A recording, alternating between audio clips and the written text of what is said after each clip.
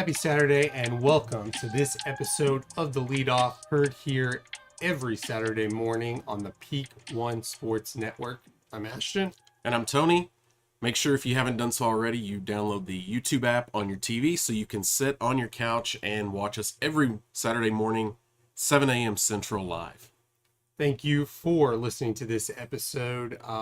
Whether you're watching on YouTube, as Tony has said, or listening on one of our multiple podcast platforms, subscribe, like, follow, whatever vernacular works best for your situation. Now, coming into this sports weekend that Tony and I are going to get you ready for, we're going to talk about the NBA playoffs.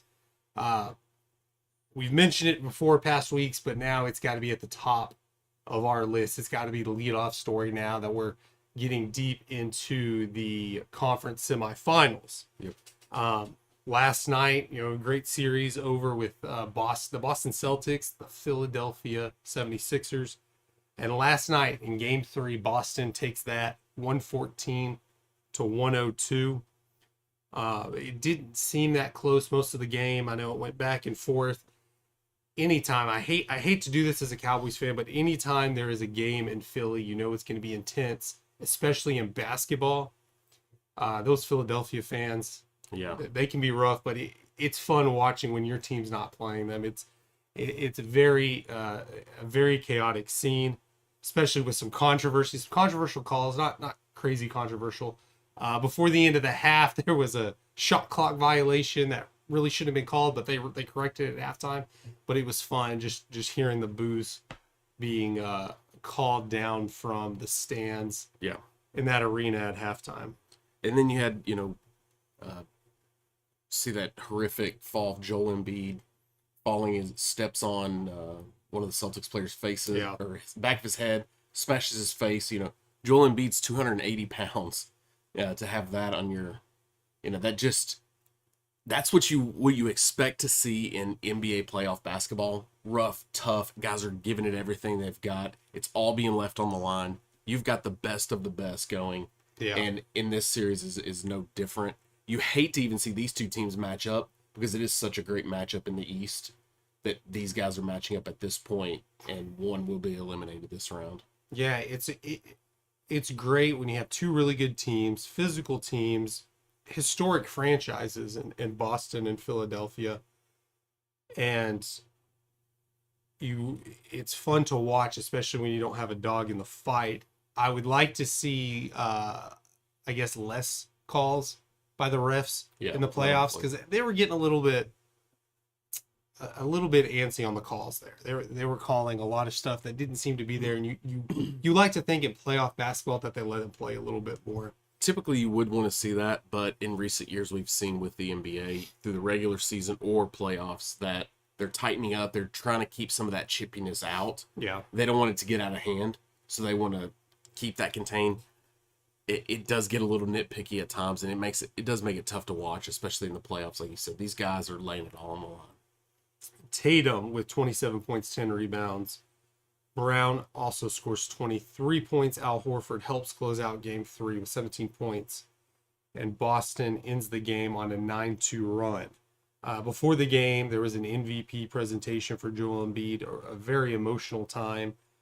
I don't care if you're an Embiid fan, which it'd be hard to be. I can't imagine you hating Embiid, I guess, unless you just hate the Sixers in general. Embiid's a great guy. It was fun to watch. His son runs out onto the court and everything during this presentation. Very emotional scene. Embiid scores 30 points, also has 13 rebounds in this loss. Harden with just 16 points. He's now slumping a little bit. He scored just 12 points in Game 2 after going off for 45 points in Game 1. You thought this might be Harden's moment. Yeah. I mean, he's racked up the stats. He's played for team after team, super teams, made it deep into playoff runs. And now he's getting to play with an MVP, league MVP. Yes. You would think that this is the team. And you played thought, so well. 45 points in Game 1, I thought he's finally taking over. I know he hasn't won a championship. Has he played in the NBA Finals? Was he with Oklahoma City when... I think he was with Oklahoma City when they played Miami. I think so. The year before, in 2011, the Mavericks won. They beat them. He was on that team when they lost in the Western Conference Finals. And then the next year they lose to Miami in the finals. I believe he was still on that team. But yeah, James Harden still without a ring, and nobody in that big three. Kevin Durant, which Kevin Durant we'll talk about in a minute, might very well get that ring this year.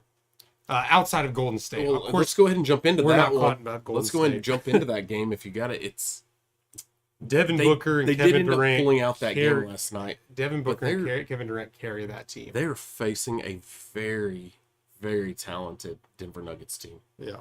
That team, they here going into the playoffs, they were a top seed. You haven't really heard much about them because they're just dominating, Yeah. sweeping series. They're just quietly doing their job, and you really just haven't heard a lot from them. And you may not even all the way through up to the finals. They're just such a quiet They're team. not a flashy team. They're not a flashy Jokic, two-time MVP, he doesn't get a lot of notoriety. You don't think of him as a superstar as much. Like when you're going down your list of superstars, he's always the one that kind of eludes you. Yeah. Even though he's won the last 2 MVPs before this year. Phoenix, with Booker and Durant carrying them, Phoenix gets their first win of the series. The Suns beat the Nuggets 121-114 to avoid going down 3-0 in that series. Yeah. Booker had 47 points, Durant with 39. We'll get to the Nuggets in just a second, but Devin Booker is really taking over, especially in the ball handling situations now that Chris Paul has been out with an injury for a while.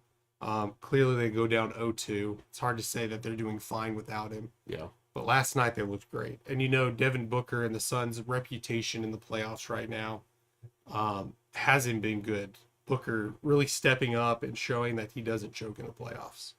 Yeah.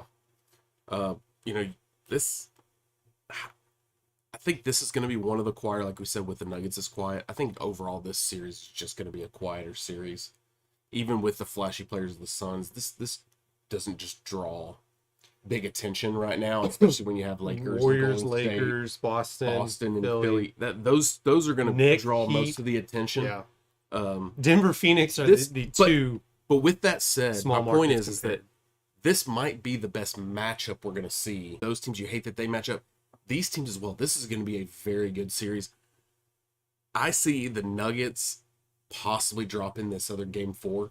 Yeah. And this series getting tied up at 2. If they don't, it's going to be one of the tightest games, maybe of the entire playoffs.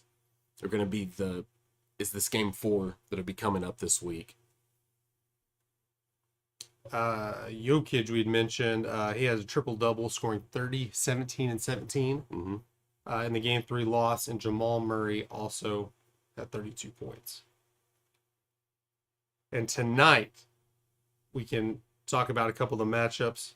2 Game 3s. We have the Knicks at the Heat. Yeah, they play actually today, 2:30. The Knicks and Heat do. And that series could be game 3. That series is tied at 1 apiece. If you're a betting man, if you're following Betalytics, I haven't seen what they're putting out for this, but I think the Heat might end up pulling this series out. I think they pulled this win out tonight against the Knicks. Speaking of Betalytics, tonight's Saturday prop bet is actually going to be Warriors at Lakers, but Knicks, Heat. I'm not a betting person, mostly because, I mentioned before in my writing, I'm not supposed to. I placed a couple of parlays in the past, but this Knicks Heat, I wouldn't know which way to go. The Knicks on paper, it's changing as the season goes on and as the playoffs go on. It didn't look like the strong favorites to do much. Jalen Brunson being their star player, but Jalen Brunson is standing out on this team. Does that make Mavericks fans sick to their stomach to see that? You have no help on defense. It's basically Luka and Kyrie and whichever role player decides to have a decent game. It definitely helps. Now, you're not going to sign him for $27 million a year because that's probably what it was going to take. But back in early January of last year, he wanted something like 12, 13, I think up to $15 million a year for a contract. And they said, no, let's wait till the end of the season. That's when of course, hindsight's 2020. You can say, well, the Mavericks should have done that. Go back and ask Mavericks fans, in the moment, do you want to sign him to this? Because he was a good player, but at the time, you weren't thinking this is just a horrendous team. You weren't thinking they were going to make the Western Conference Finals last year. But at the same point, you thought, okay, yeah, Jalen Brunson's pretty good. That's good. But when you have arguably the best player in the NBA who misses the playoffs, that's a problem in today's game. It is. At this round of the playoffs, the best of the best should be there. Luka's style, I think, isn't complemented with another superstar. I think he needs a lot of really good role players that the Mavericks have 1 to 2 top. And then a bunch of players that occasionally have a decent game. Well, like you mentioned, defense has been and continues to be their problem with the Mavericks. And I think if they can work out a sign trade with Kyrie, that's what's best for that franchise. Sorry, didn't mean to get too far off topic. No, we're talking. Let's jump into the Warriors-Lakers. This is one that might be the most watched and viewed series. And that's the 6 and 7 seed. I believe Warriors-Lakers. Lakers in the play-in. But, I mean, Lakers, we're talking about, that's the Yankees, that's the Cowboys, that's the LA Lakers. The Warriors, as of late, the last decade, have been one of those polarizing teams. If Steph pulls this series out, which he does, he leads this team. He's the heart and soul of the Golden State Warriors. If he wins this series, does he surpass LeBron for the GOAT of this generation? If he can knock LeBron off at this point, both of these guys in their prime.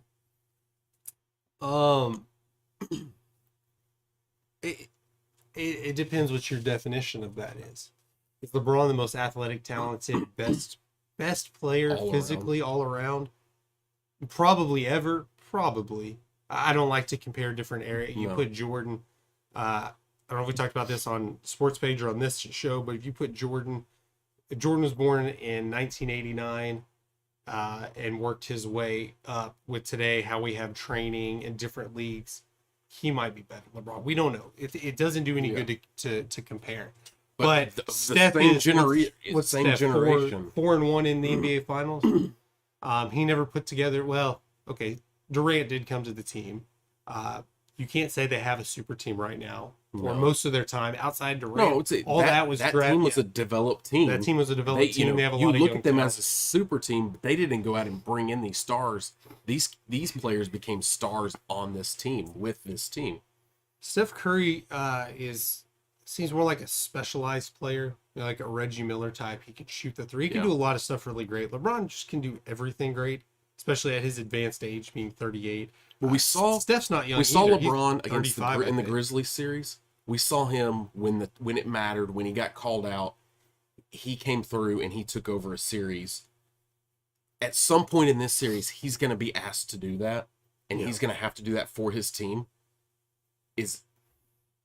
I feel like Steph Curry probably has a little better edge here. Yeah. Where, Steph Curry's not going to go up and block shots. Steph Curry's really plays defense. He's really hard to guard, and anything that comes out of his hand is going in. I think that he could arguably be pushing that limit, and this would be the year that he's got to be part of that conversation. And it doesn't help. Like we mentioned LeBron, his record in the NBA Finals. That's what gets brought up. His record against Steph Curry. He's lost to Steph Curry more times now. I don't believe he's ever faced him just in the Western Conference playoffs. It's always been in the finals. Yeah. That's going to be a knock against him. Yeah. That may be more personally against him. I mean, he's going to be a first ballot Hall of Famer, one of the best to ever play the game. You can't take that away from him. No, absolutely not. You can talk about, I feel like a LeBron supporter here, but like talk about his record in the finals, but he made it to the finals for 10 straight years. That's got to be something, even if you lose every time, that says a lot. I think a lot of the point is Steph gets overlooked, maybe because of his style of play and his stature. I mean, let's flat out just go ahead and throw that out there. Because he's a smaller player, this point guard type, that he doesn't get the same look that these other, just massive athletic players get. And I don't think that's right, but that's just today's game. Everybody wants to see the bigger, stronger, faster player. Steph's not necessarily the bigger or stronger player. He's definitely fast and quick and can shoot like nobody else. But I think this is the deciding year. I really feel like this is the year that if he can pull this out, not that if he doesn't pull it out, it's a bust, but if he pulls this out, he's got to be in those talks of one of the greatest, at least of this generation. And when we talk about LeBron stats, let's go to Steph Curry stats in the playoffs. Golden State Warriors in general. They're either championship or bust every single year. Yeah. They have not lost a playoff series in the Western Conference side of it since 2014. So they either make it to the finals or they don't make the playoffs. And that's really weird. Yeah. A couple years ago, they didn't make the playoffs. Then they go on and win the whole damn thing. Yeah. Picking the Mavericks and Warriors in the Western Conference Finals would probably be a long shot before the season started, not even though just the playoffs. But it looked like the Warriors were going to miss the playoffs this year. They're, I believe, the 6th seed now. And Yeah. I mean, maybe they can make a little run. I think that's going to be Steph Curry's legacy, because he has seasons where they go and win 73 games and lose in the championship, or they scratch and barely make it into the playoffs, scratch and claw multiple times, and then they go and win the championship. But although it's a very polarizing series, a lot of Hall of Famers in this series: LeBron, Anthony Davis, Steph, Clay. Maybe, I don't know if Draymond is that guy, but Draymond's a Hall of Famer he's just still for his such a defensive big play. name. Draymond's a Hall of Famer, if not only because he's one of the best defensive players to ever play. That gets him in a lot of things, but he has a lot of rings to being part of this championship. What you're getting at, though, is that this series is full of household names. This series, everyone knows these players. I mean, somebody like my wife that doesn't follow basketball knows a majority of these players. She understands because you've seen these guys in the playoffs and the finals for a decade. It was like 3 or 4 years in a row. It was Clay versus, Clay wasn't there, but Steph versus LeBron. Guys, make sure to follow us on social media to get that Saturday prop bet. Warriors at Lakers, brought to you by Betalytics. Speaking of gambling, one of the biggest stories in a while, especially for college baseball, but an Alabama baseball controversy. Alabama baseball coach Brad Bohannon has been fired. Let me preface this: all of this is alleged. All the as the investigation goes on, we'll learn more. But he was fired after an alleged link to suspicious bets, according to sources, amid a widespread investigation into the suspicious betting activity on the Crimson Tide's game against LSU last week. The bets in question were placed at the Great American Ballpark in Cincinnati, according to the Ohio Casino Control Commission. Sportsbook surveillance video indicates that the person that were placing these bets were in direct contact with Bohannon at the time. Now, the OCCC's investigation is centered around 2 bets placed on LSU to win against Alabama by this unidentified bettor. In one of those games, Alabama's scheduled starting pitcher Ace Luke Holman was scratched before the LSU game because of back tightness, and he was replaced by sophomore Hogan Banks, who hadn't started since March 16th, in which this game LSU won 8-6. A lot of this is alleged, but it doesn't look good. One thing that tipped them off is a college baseball game in general is not gonna, and we don't know what the numbers were when they say a large bet, but a college baseball game doesn't draw large bets, so that's what tipped these guys off, and especially a regular season game. Obviously, when they get into the College World Series, those levels do go up. LSU Alabama, as big as that sounds, isn't big in college as baseball. A mid-season game. That it's I don't know. It's maybe Texas A&M. I don't even think that. Not that's a at this rivalry game, point. but those are. But when big you're talking large bets, baseball. you're talking like a large bet in college baseball is like a $500 bet. Yeah, college football at maybe 20 grand. We don't know what this number is. It hasn't come out yet, but it was large enough that it tipped off, and it was actually 2 bets. One was part of a parlay, and then one was just a straight bet. Both betting LSU to win. And, like you they mentioned, say he was in contact. That was his alleged phone records show that he was on the phone while these bets were being made. Yeah, while at the casino. And whether, players get scratched all the time when you talk about the pitching change here. I mean, this is a Friday night game. You're going to throw, you're going through the weekend series. You're throwing the best of the best. You're throwing your top 3 guys. They're going to throw. To scratch them, sure, that does happen. It's not uncommon. Especially nowadays, I mean, you see with especially high school and college players. But your ace. It's very odd that all of this happened. It looks very suspicious. That's where the problem lies, is that if you just scratched him and there was no betting issues going on, there was nothing that got tipped off, that's a non-issue. Okay, he had back tightness. We're going to pull him. But this happens earlier in the day, and then a few hours later, it was an hour before game time, I believe, 2 hours before game time, they've decided to scratch him and switch pitchers. I'm not a college expert, not a manager, but seemingly, I don't know where Alabama was in their rotation. But you have your ace. You think, okay, back tightness, nothing serious. He may be fine the next day. Let's move on to the next guy in the rotation. Reevaluate it tomorrow. Maybe he can go tomorrow.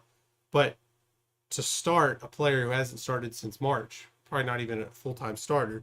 I don't say anything about him being a sophomore. You never know with baseball players these days. Alabama's not a huge baseball program. But to just go out and just start some random pitcher who hasn't started in a while, that kind of throws up some red flags too. The OCCC was alerted to the alleged activity by independent Las Vegas-based integrity firm U.S. Integrity, which works with both the OCCC and the SEC to monitor the betting market in the U.S. U.S. Integrity alerted its clients last Friday, and all betting activity on Alabama was halted.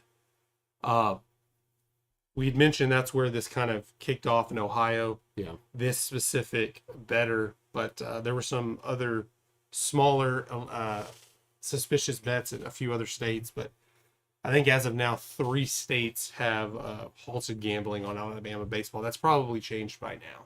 I haven't seen the reports recently. The last I looked, that they were still, all Alabama games were on hold, and it may continue that way until they can excuse me, fully investigate this and know what's going on. I mean, you don't know if this is a job. I mean, the reports say that there's no student athletes involved. That's good. I mean, if that's, we hope that this isn't a big, Black Sox organizational, type, Chicago White Sox, the Black Sox type scandal.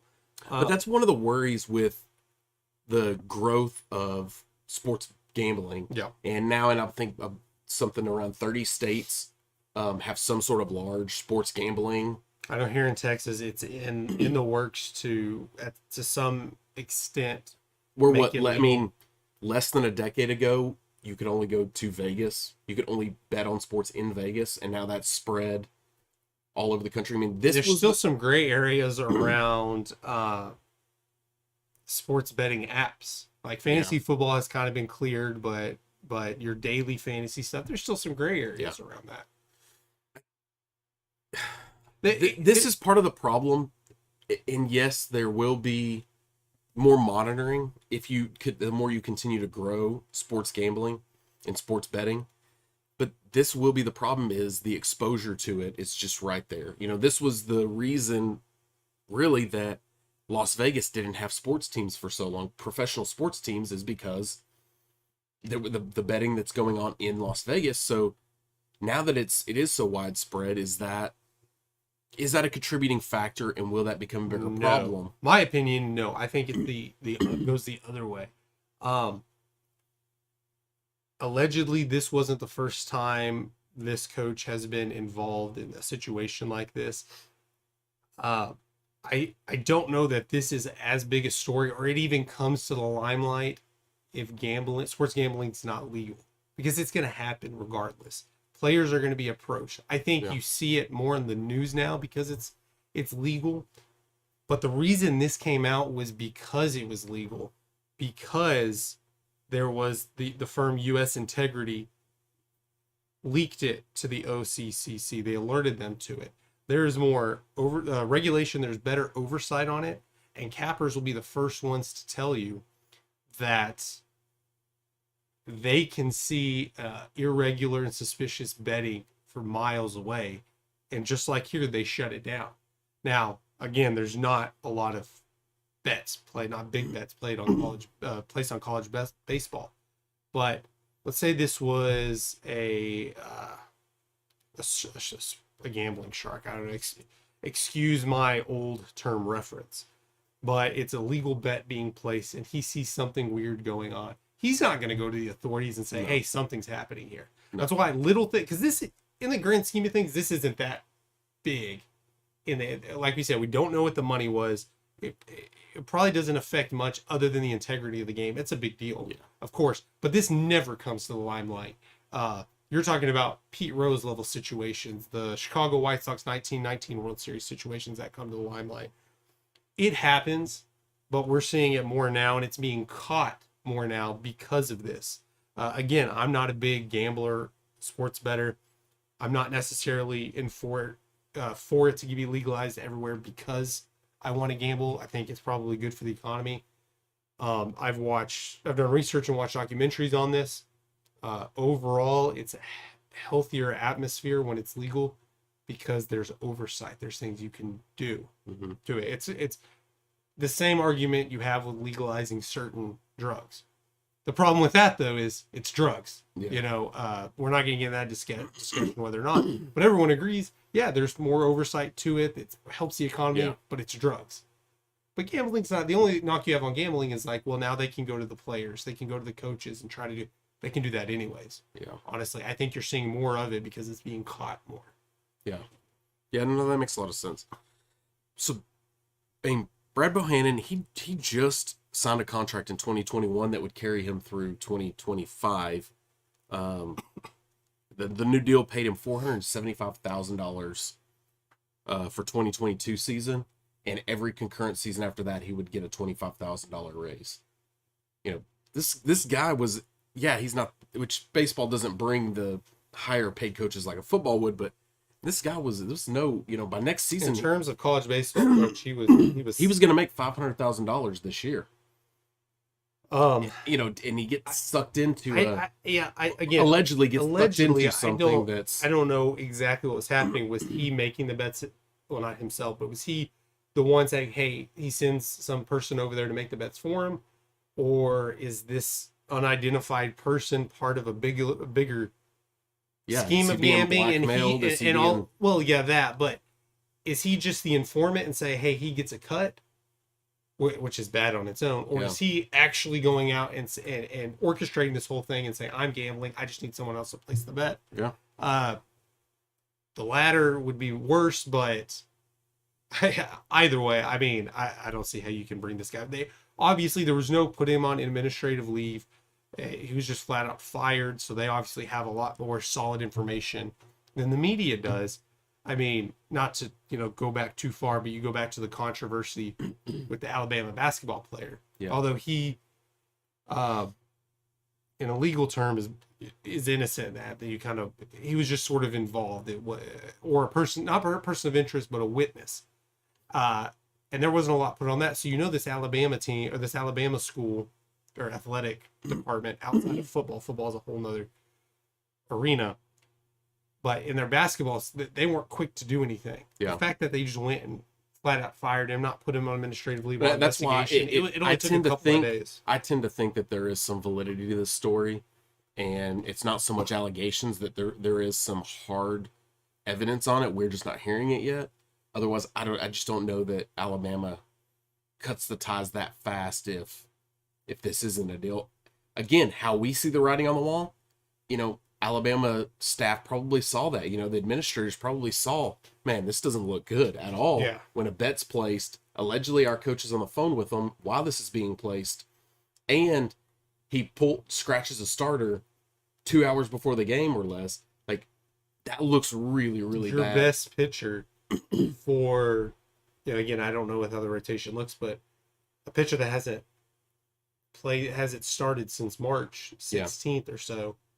That's pretty significant. Well, it's been that. On top of that, has been a rough week for Alabama sports, or this Alabama baseball team, because that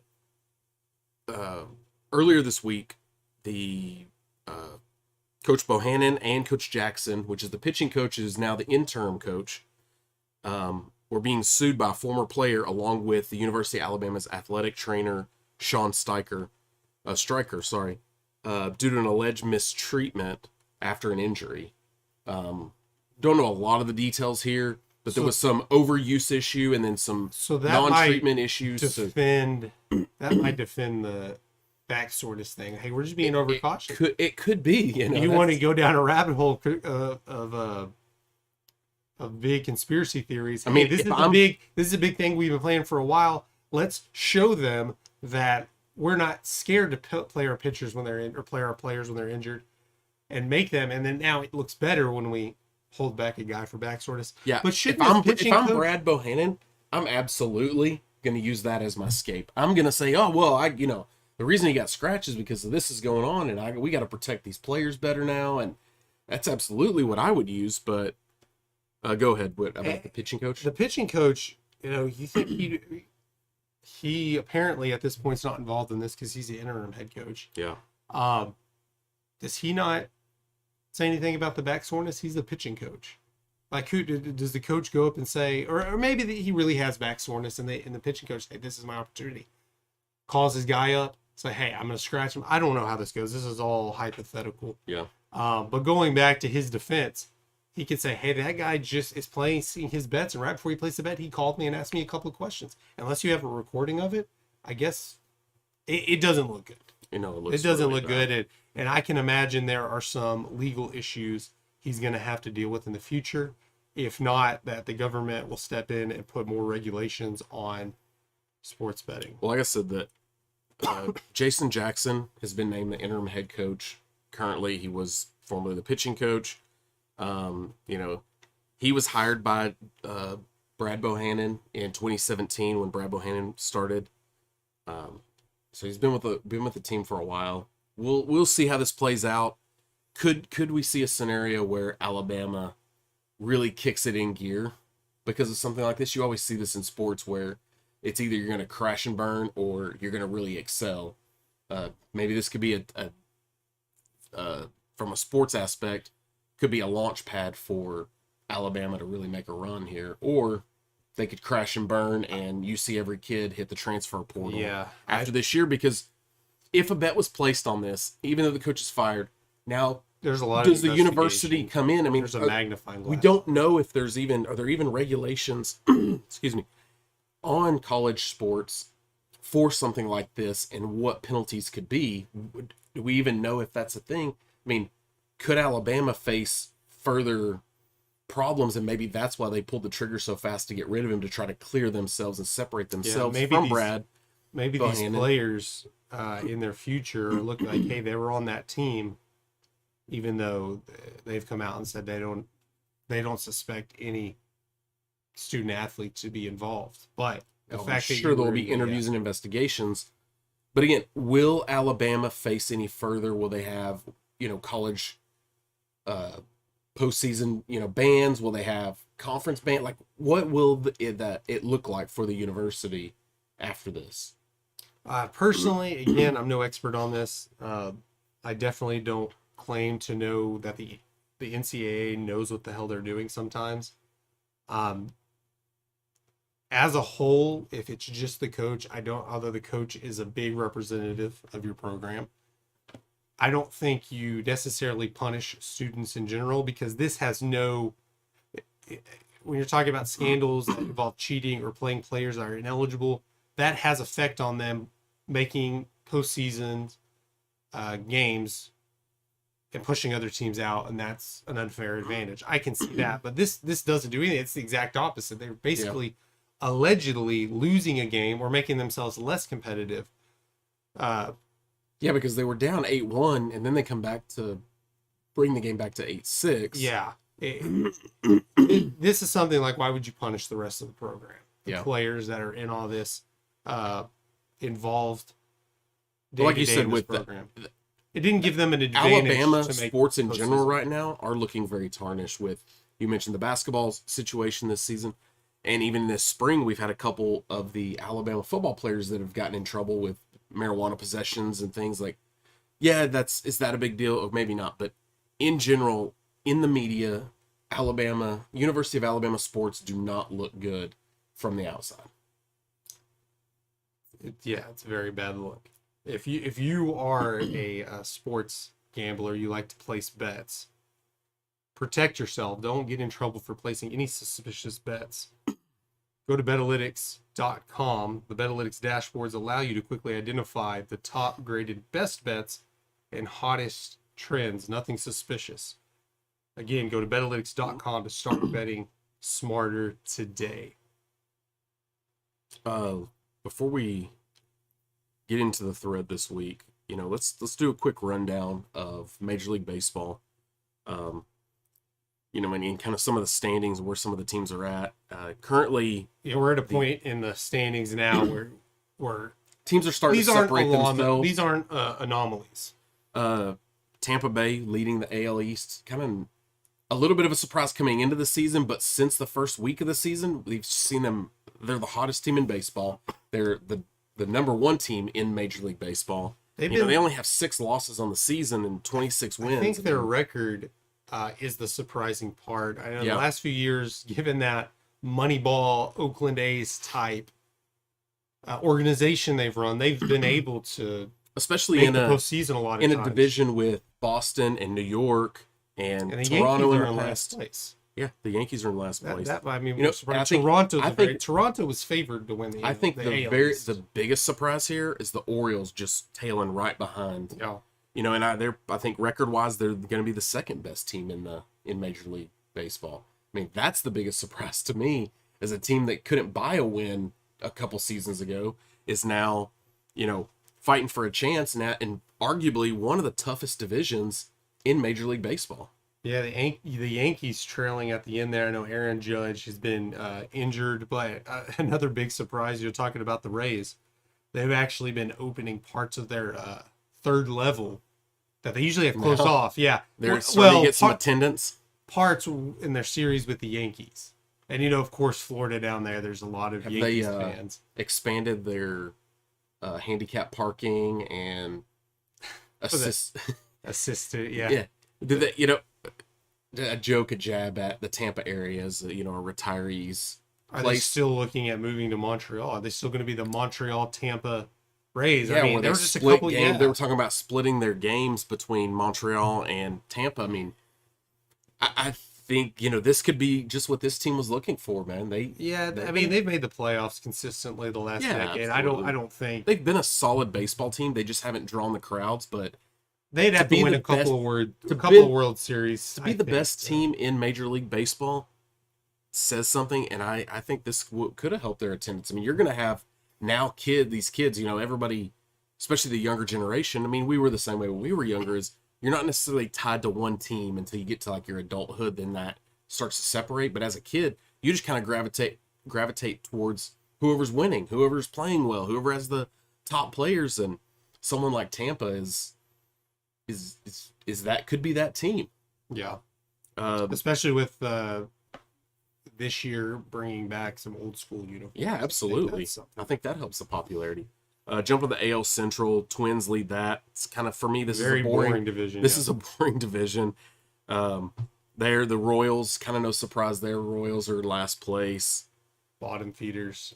Speaking of bottom feeders, the Oakland A's in the AL West. Oh my God. Man. I mean, that's not a big surprise, but no, I think I don't want to say they're tanking, because they pretty much do. That's Moneyball. That's what they do. But it's different. It's not like getting the number one pick in the NFL. They're pinning the move's going to happen to Las Vegas. They've got deals in place for the new stadium. They had 2,300 fans at one of the last games, which they were already going lower and lower, and they had random games where they had their AAA affiliate had more fans. It just dumpster fire in that old stadium. Man, Oakland, what are you doing? Which is good for our hometown Texas Rangers, that they're in first place. But pretty good surprise. The Angels are right there trailing behind them, which is a little more of a surprise. And the Astros are kind of playing mediocre baseball right now. Yeah. They're Seattle's a big surprise too, because they were really good last year. Yeah, I thought they'd make a run. Made the playoffs. But honestly, at this point in the season, 20 years. I didn't expect the Texas Rangers to be in this position. I didn't think that their offense would be so hot. We'll see how that transpires through the season. This is probably one of the more, I don't want to say competitive, but one of the tightest races.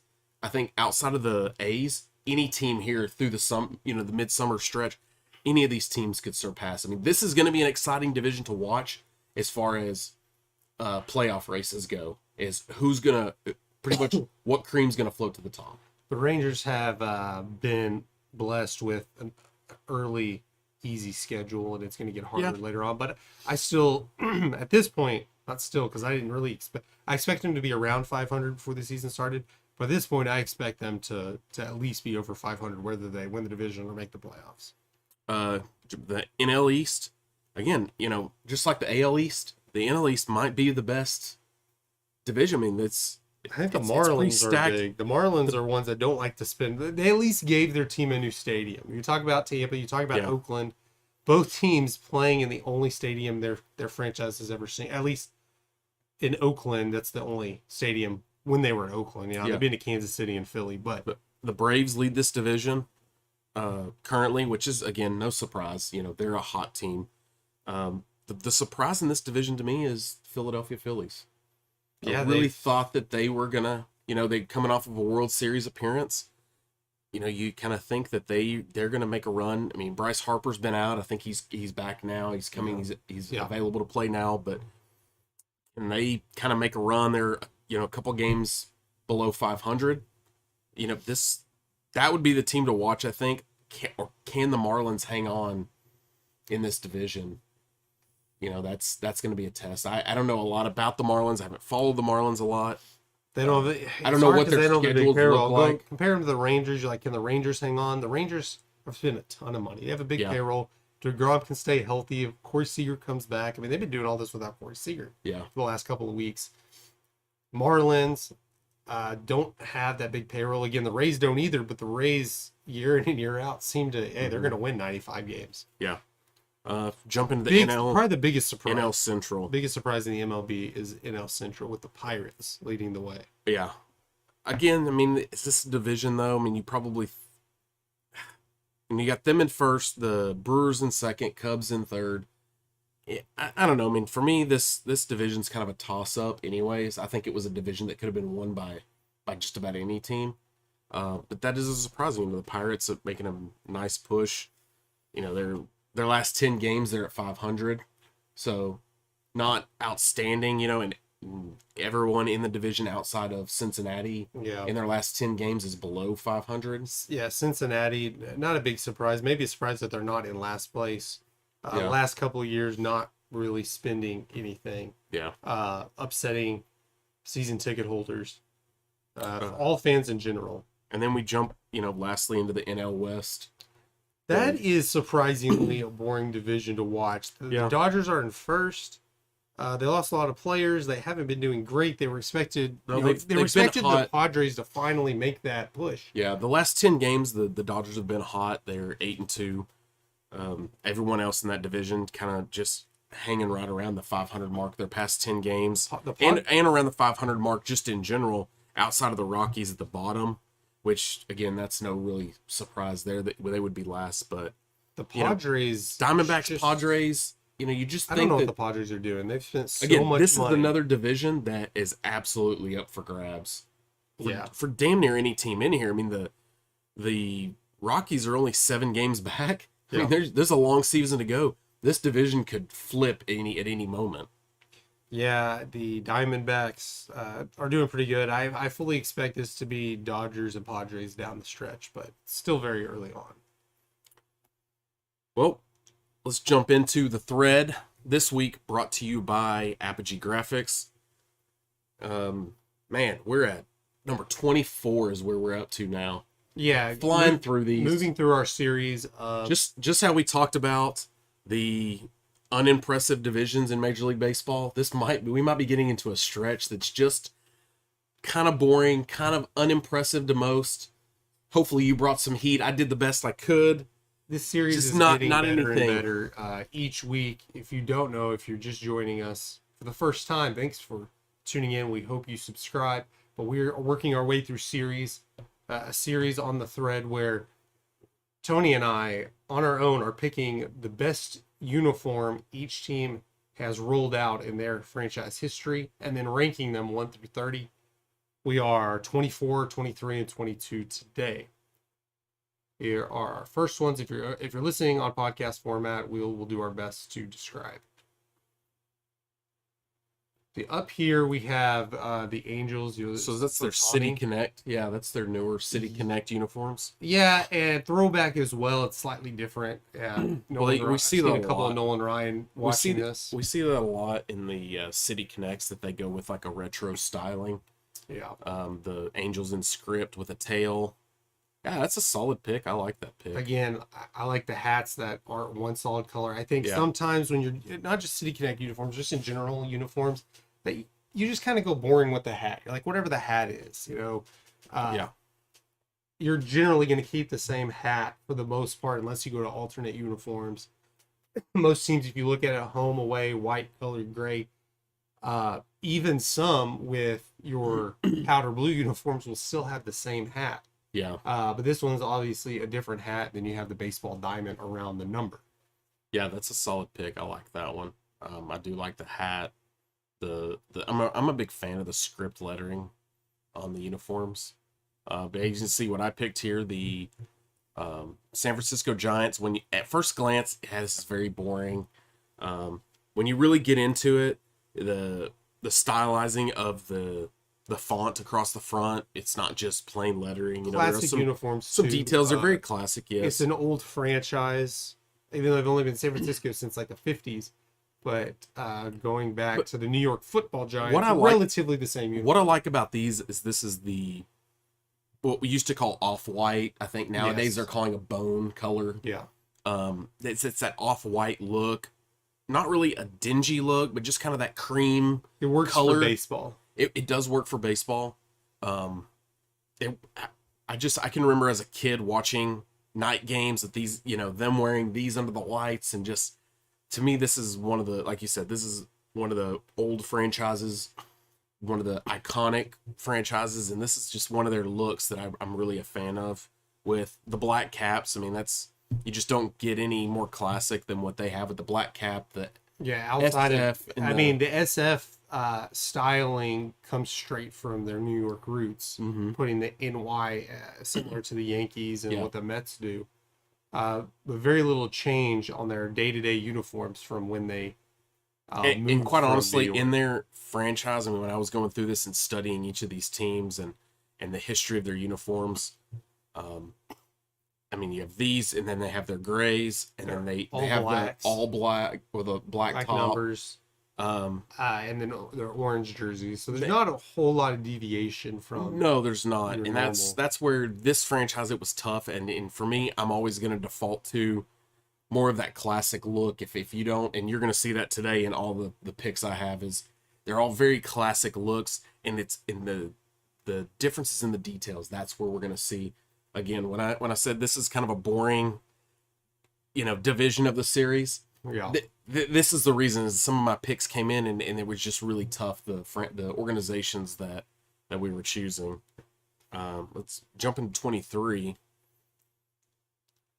So this isn't the same pick as you. I know you were gonna think that it's the exact opposite. When you're Pirates, you had the yellow the yellow pants with the black jerseys. The hat's the same. This is obviously a newer photo, throwback. I don't know if this has anything to do with their City Connects or anything, but this is one, I think, around the same time period that they wore the ones you picked with the black jerseys, the yellow pants. You see the thick waistband on them. But I remember those as a kid. No belt. You get the thick waistband, almost like what a coach, your Pee Wee football coach would wear. Exactly. Or your Little League coach would wear that. And honestly, I picked this before we started the series. We went ahead and ranked them. I picked this thinking, man, you don't really see a lot of black pants in baseball. Before the Rangers, before the Mariners came out with their City Connect. But there's a reason for that. Black pants in the right context looks good. I'm a big fan of the baseball pants that aren't white or gray or even powder blue to an extent. They're deviating from the norm. Just a great look. I think yellow and black looks great. I'm a fan of the hat, on the those. stripes that run around the hat. I'm a fan of that. It works that. Now when you go to the Pittsburgh Steelers and the same concept with their jerseys, it doesn't work. But yellow and black are very they don't clash very much color wise. They go well together. Yeah, this is a all around solid pick. You can kind of see a trend in the way your picks are going, like you said before. With you like the colored pants, different hats. You like the different hats, and the sleeveless jerseys if there's an option, which they do. You know, Pittsburgh does have a lot of sleeveless jersey options as well. Yeah, and I didn't go that. Kind of surprised you didn't go down one of those directions with them. I like it when you have a creative uniform when there are teams that have obvious choices with your color schemes. We'll get into that, and I'll tell you more specific options when we get to those throughout the series. Yeah, but they're obvious choices. I mean, they don't even wear the yellow jerseys that much in general now. It's more black jersey, white pants, all white or gray. Yeah. And this is a little more creative. My pick there, you can see the Padres, their UPS color uniforms, but these are the white with the brown pinstripes. For me, it has the little friar. If it's hard to see here, but if you're watching us on your TV on YouTube, you should be able to see these just fine. The has the friar logo, the old logo on the sleeve. Very nice stylized Padres across the chest. The brown hat. I mean, a lot of people aren't fans of the brown. I think it works for the Padres and this friar type look and what a Padre is, and I think it looks really nice. It's very clean. Again, if you got a pinstripe look, I'm a fan of it. Yeah. Sometimes they get played out, but there are those iconic organizations that pinstripes just work. And, this is, I don't know, man. I just don't know what else to say about it. It's a clean look for them. It's a very iconic type look. It's one of the few that you say iconic, and this is one of their rebrands. Yes. And this is their normal but it's look going to now. give that. This is going to be a look that's going to last for generations. This isn't one of the few that aren't alternate uniforms. This is what they wear now. They've gone through a lot of name branding. I can remember in the 90s when they were like that dark blue and orange. Yeah. Through the 2000s when they had those gold uniforms that were dark blue, shades of green jerseys throughout the time. They wore a lot of camo. Mm-hmm. And now brand changing more into, like you said, that UPS look. Which I think is a very good look. I think these are... Because they have those nice pinstripe uniforms that are almost like all brown. They're more tan. Yeah. Again, I like those too. Yeah, these look good.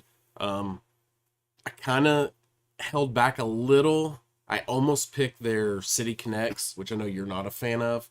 Yeah. The pink one on one side and the teal green on the other sleeve.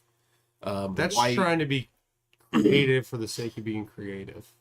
To me, I think it's a cool look. My son's baseball team that he played with in the fall, they actually went with that stylizing look and wanted to mimic that. Yeah. And almost, same font script style and everything that they did. Same jersey. I think it's a really cool look. It's a fun look. But for the sake of all time, what's the best? For me, I'm looking, what is a uniform style that, just it transpires through all generations, not just, this is the cool, flashy. Yeah. This is my pick for them. And when you have a team that changes very often, you're not a classic team. Yeah. By classic, I mean the Yankees, the Red Sox, Sox, Dodgers, Cubs. and Giants, Cubs. When you change your uniform a lot, one of two things happen. You either just kind of get lost in the mix and you just see them in old baseball cards or City Connect uniforms, or you have people who, whatever the uniforms were when they were in their formative years, high school, that's what they still look at that as that's the team's uniforms I like. I agree that these are a lot better than most of them. Styles change, and maybe when you're in a kid or in high school or something, you like the more flashy uniforms and just the classic pinstripe uniforms. Well, mentioning classic pinstripe uniforms, here's another one. I'm going to have a lot of pinstripes on this, but a lot of Major League Baseball teams go with the pinstripes. What really tore me, man, and now I kind of wish I would have taken, is I was between this clean pinstripe look for the Mets. I mean, in a day game, just like you can see in this picture of Noah Syndergaard, that's just uniform just looks so clean Yeah. and crisp. With the blue and the orange help that crisp pop for the Mets on this white pinstripe.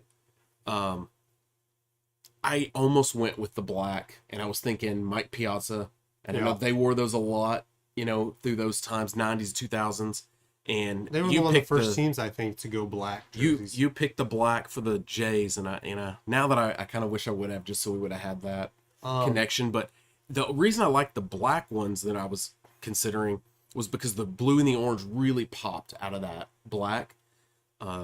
Here you don't see the orange quite as much as the outline, to that. But having the sleeve logo, the Mets that has the cityscape of New York, the NY hat, and to me, man, this is gonna piss a lot of people off. For the NY logo, I'm a much bigger fan of the Mets NY than I am the Yankees NY. It's different. Obviously, they go with the pinstripes. This is their look that they started with. Yeah. I know they've had versions with more orange letters than blue letters. Yeah. But that's New York. And I was surprised. It was years ago, a long time ago. But when I learned the Mets have only been around since the '60s, that surprised me because I think of the Mets as a one of those classic teams. Yeah. I know they have some versions where they have white pants that don't have the pinstripes, not with their white jerseys, of course. Yeah. But I agree. This is not the Mets uniform I picked. Spoiler alert for the future, but I do agree this is a good look. The Jays, this is one of those I was talking about. This is going to be one of the controversial picks. Were This those is that silver numbers on the back? Yes, I like they that. go. This is like their early 2000s, probably like 2007. They had the exact same uniforms in white, but I did not like the white uniforms. I did not like the blue uniforms like this. They had sleeveless uniforms like this that I did not like.